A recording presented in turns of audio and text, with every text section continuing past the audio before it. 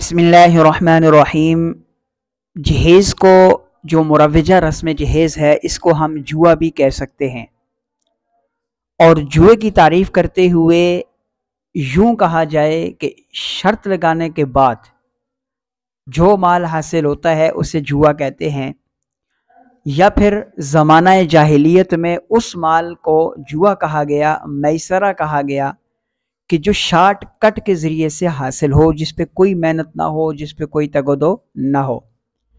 आज के दौर के अंदर जहेज़ जो है लड़के वालों को लड़की वालों की तरफ से बग़ैर मेहनत के मिल रहा होता है और वो उस पे राज कर रहे होते हैं। यूँ इसको आज के दौर में जुआ भी कह सकते हैं। आइए कुरान मजीद की ये आयत देखते हैं क्या कहती है।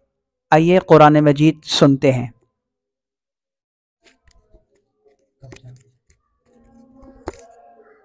يا أيها الذين آمنوا إنما الخمر والميسر والأنصاب والأزلام رجس من عمل الشيطان فاجتنبوه لعلكم تفلحون۔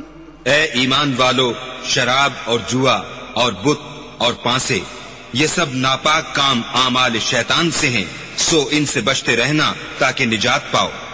انما يريد الشيطان ان يوقع بينكم العداوة والبغضاء في الخمر والميسر ويصدكم عن ذكر الله وعن الصلاة فهل انتم منتهون۔ شیطان تو یہ چاہتا ہے کہ شراب اور جوے کے سبب تمہارے آپس میں دشمنی اور رنجش ڈلوا دے اور تمہیں اللہ کی یاد سے اور نماز سے روک دے، تو تم کو ان کاموں سے باز رہنا چاہیے۔